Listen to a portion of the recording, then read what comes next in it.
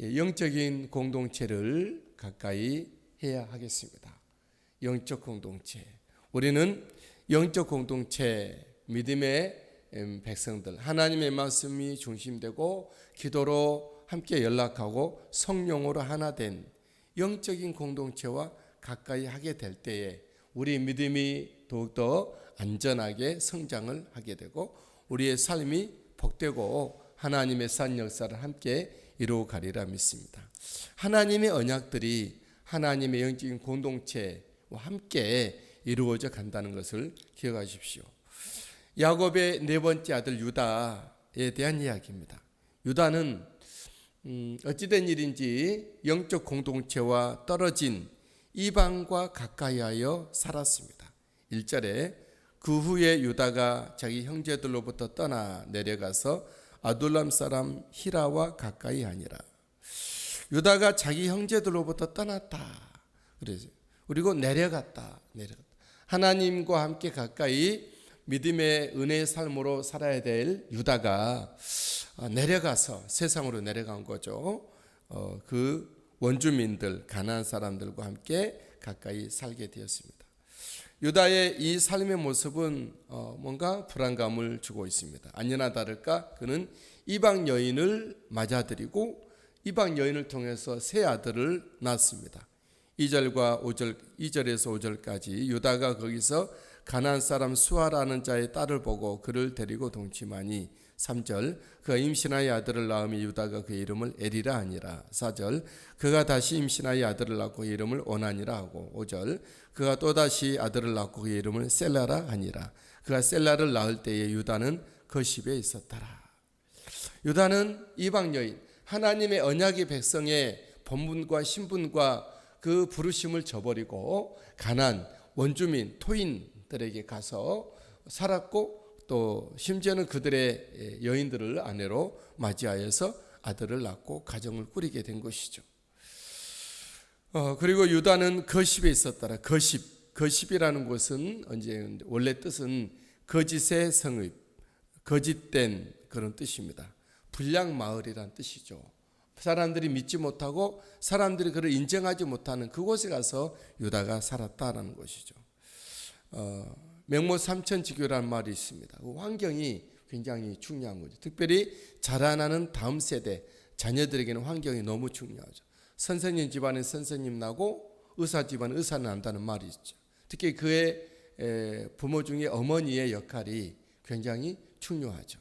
어머니가 기도하는 어머니면 자녀들이 다 거룩하게 기도하게 되고 그런 어떤 삶을 살게 되죠. 유다의 행동은 하나님이 기뻐하시는 행동이 아니었죠.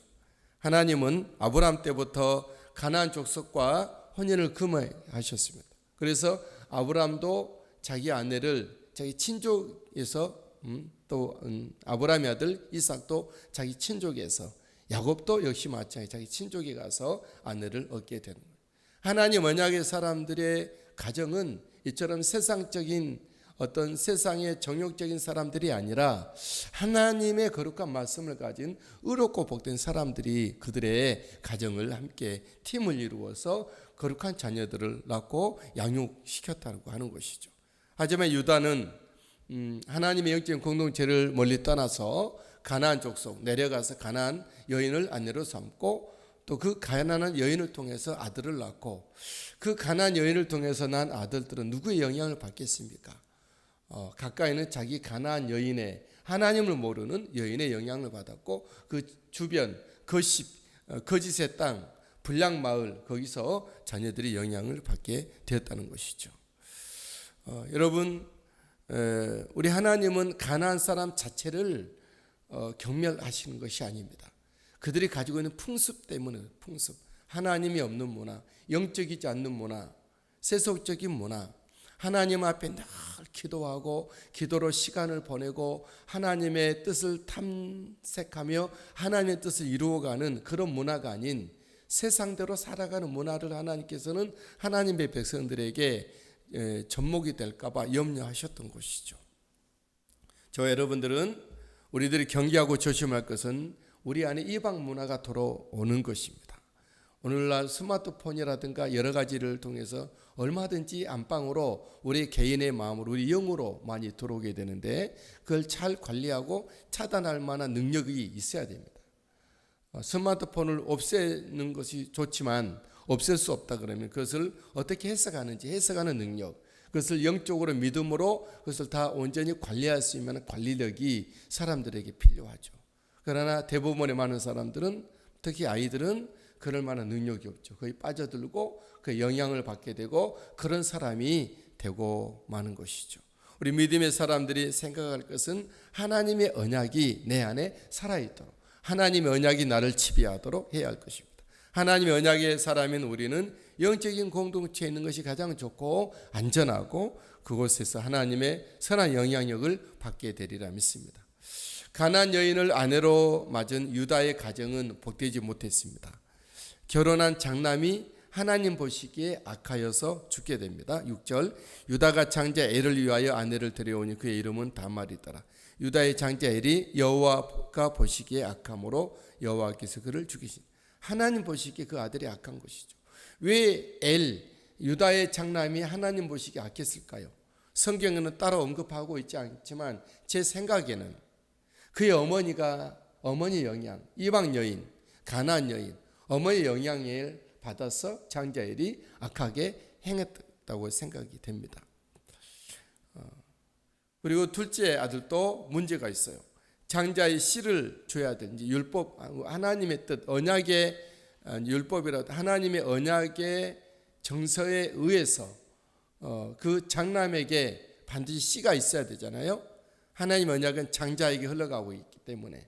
그런데 장남이 아들 없이 죽고 나니까 장자의 씨를 위하여 둘째 아들이 그 형수에게 들어가서 장자 대신에 아들을 낳아야 된다는 그런 명령을 어겼을 때 하나님은 그 일이 보시기에 악함으로 그도 죽이십니다. 10절 그 일이 여호와 보시기에 악함으로 여호와께서 그도 죽이셨다. 유다는 이제 이 여인은 정말 문제 있는 여인이다. 이 여인에게 가기만 하면 다 죽는구나 하고 셋째 막내 아들 셀라도 혹시 죽을까요? 이 다말이라고 하는 첫째 며느리를 수절하고 친정으로 돌려보내죠. 소박을 마친 것입니다. 11절 유다가 그 며느리 다말에게 이르되 수절하고 내 아버지 집에 있어 내 아들 셀라가 장성하기를 기다리라 하니 셀라도 그 형들같이 죽을까 염려함이라. 다말이 가서 그의 아버지 집에 있으니라. 유다는 이걸로 이제 다말하고 관계를 끝내려고 했던 것입니다. 여러분 유다의 가정이 왜 이런 비극으로 점철이 됐을까요? 유다의 가정이 왜 이런 어려움이 왔죠? 그것은 애초 유다가 하나님 언약의 공동체와 멀리 떨어졌기 때문이었습니다. 우리 이방 여인을 그의 가정으로 들여온 것이죠. 이방 여인이 들어왔다기보다도 이방 여인이 가지고 온 풍습이 들어온 것입니다. 불신의 문화, 세상적인 문화 그런 것들이 그대로 들어와서 그 가정에 특별히 자녀들에게 그대로 영향을 줬다는 거죠. 어머니의 영향력은 크고 절대적입니다. 사실은 아버지가 잘 길러서 자녀들이 잘 된 경우도 있지만 대부분은 어머니의 영향이 어머니의 수준만큼 자녀들이 성장하게 돼 있다는 거죠. 그래서 이방 여인의 영향으로 장남이 하나님 앞에 악했고 그의 여파로 둘째도 죽게 되고 그의 여파로 유다는 겁을 먹고 그 여인을 이제 집으로 돌려보내는 그런 상황에 처하게 된 것입니다. 유다는 사실 하나님의 거룩한 예수 그리스도가 그 가문에서 와야 될 그런 가문이잖아요. 이 부분이 그래서 너무 아쉽다라는 거죠. 만약 유다가 자기의 가문을 통해서 예수 그리스도 오실 것을 알았다라면 그런 일을 행하지 않았을 것입니다. 저와 여러분들 통해서 하나님이 어떤 일을 행하실지 누가 압니까? 우리는 하나님 앞에 늘 온전함과 정결함과 하나님 앞에 순결함을 가지고 서야 할 줄 믿습니다. 하나님 언약의 사람인 우리는 하나님 언약 공동체와 멀어지지 않게 되기를 바랍니다. 항상 무엇보다도 선한 하나님의 영적인 영향력이 내게 그 영향권 안에 하나님의 말씀과 기도와 하나님 성령님의 인도하심의 영향권 내에 있어야 된다는 거죠. 의롭고 복된 믿음의 여인을, 현숙한 여인을 여러분 가정에 드릴 수 있게 되기를 바랍니다. 늘 기도하고 하나님의 말씀과 사랑이 흘러가고 하나님의 산 역사를 일으키는 교회와 같은 영적인 그런 여인들이, 현숙한 여인이 교회 가정 안에 있도록 기도하시고 자녀들에게 하나님의 사랑과 은혜와 말씀으로 양육되게 하십시오. 오늘 또 우리 주님이 함께 하시는 은혜로 승리하시게 되기를 예수님의 이름으로 축복합니다.